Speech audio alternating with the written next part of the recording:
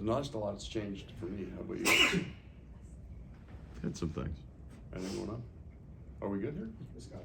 Anything new on Sam Bennett? Yeah, well, he'll take the full morning skate tomorrow, so he's closer. It's yeah, we'll know tomorrow after the skate. Paul, Chuck, was saying maybe one of the biggest differences he's seen in Barkey from when he got here to now is Barkey's actually talking more. He's more of a vocal guy than he used to be. Obviously, he's still not the loudest guy, but definitely speaking more, getting the guys fired up, pointing out things on the ice. Just have you noticed that about him? Maybe when you're on the bench, just him talking more, dictating a little bit. I've seen him interact with the players more, and I think he's really comfortable with his teammates. I think he's also a private man, but I think he's very comfortable with his teammates. I think it's one of the things that Vlad Tarasenko's kind of brought. He's a hockey talker. He's constantly, right, when they play together, they're all over it. It's really good for engagement. What happens in the room, I can't tell you. I feel an ease about Sasha Barkov. Part of it is him understanding his game and what he needs to do to be an inspirational leader for us in terms of through his play. I thought that he did that last year for us, and some of it just learning. He's these guys that are captains, that are leaders. They constantly have to learn to add things, and I think he's just maturing into that captain where he can do more than just be an inspirational on ice guy. He can reach out to people. Sorry. No, it's good. Fuck, I was done. You have a fourth. You have a fourth line. You have a fourth line with a captain, former captain on it, and that first period. I mean, they were just, especially him, were just flying. How much did they kind of keep things? Because you guys seemed a little discombobulated there in the first, but that fourth line really.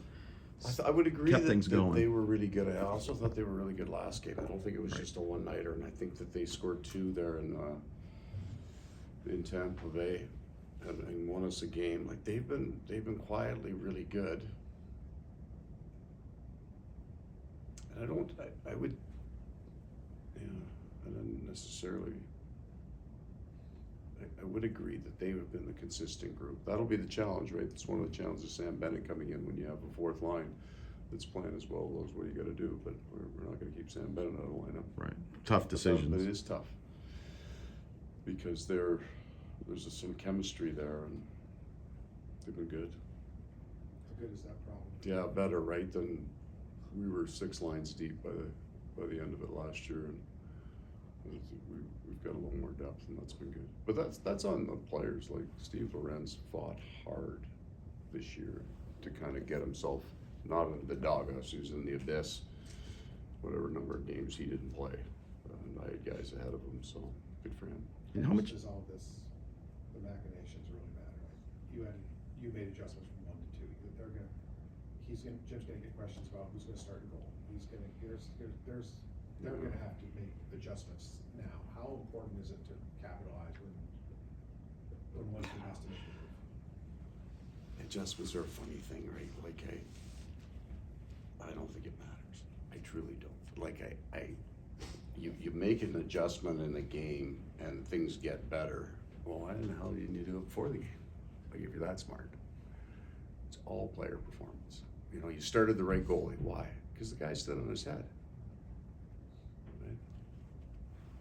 Right? I flipped a coin. I played Andrei Pavlik in Dallas one night, and I think I got roasted something awful for starting him, right? They were not happy with me. And he stood on his head, right? Like it was a freak show. One of the most amazing goalie performances. I don't know if they had 50 shots, but they had 50 chances. And they're like, how did you know? Like I don't, right? You get a set of circumstances, a criteria, you make a decision. You're right or wrong solely based on the player's performance. So we make almost all the adjustment. That's not true. 80% of the adjustments you make are back to form. They're not at changes. While they change this, you don't change. You just get better at something that you should be better at, right?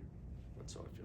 And speaking of goalies, is there anything you guys do, to determine, whether they start Olmark or Swayman? Is there any difference? Just kind of play your own game. Yeah, we do a goalie pre-scout on both guys at the start of the series, and then we don't really talk about it after that. They're all really good. There's 8 teams left. They're all good.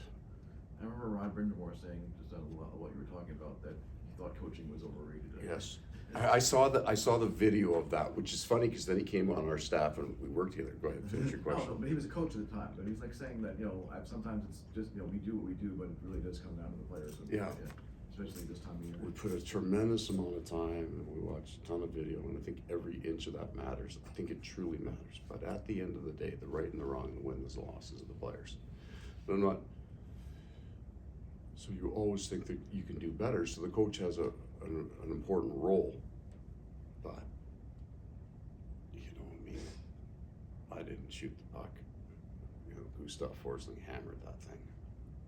There's no coaching involved in that. So the players in the end are always the most important thing. 15 shots on goal allowed, something like that. 14 or 15, 15, right? I mean, that's a franchise record for playoffs. But how do you? If you're a goalie, I mean, I know you're not, but it was a hard game. He just sat there watching. I think 4 or 5 of the games that Sergei's played here have been incredibly hard to play. The first three first periods of that Tampa Bay series, there was no work. But it's still Tampa Bay. So when you think about the end, the one goal they scored off the face-off, they're 3 point-blank shots right at them and they score. They've been sitting for 8 minutes on that. So that's a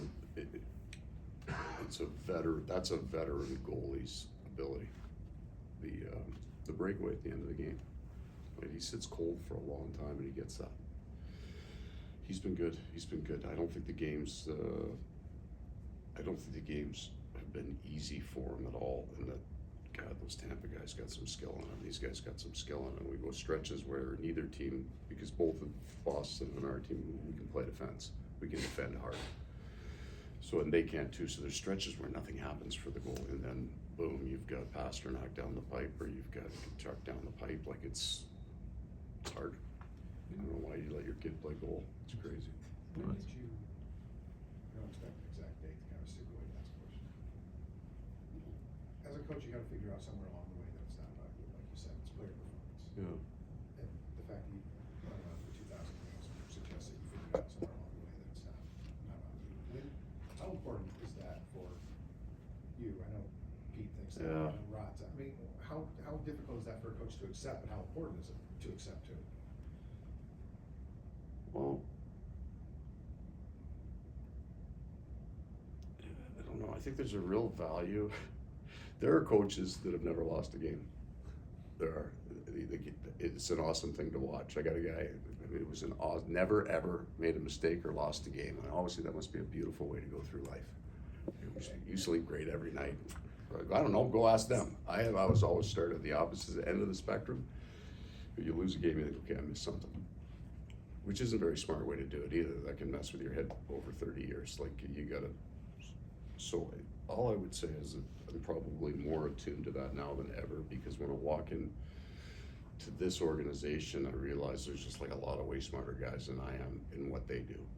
And I got a small piece here that I got to take care of, and I've got some experience doing that. But after that, I don't get involved in anybody else's, and also not taking credit for a strength and conditioning guy. Like I don't do that. I'm not standing in front and saying, hey, boy, was I really good on our PK tonight. I had nothing to do with that. So I got a job to do. It's a small piece.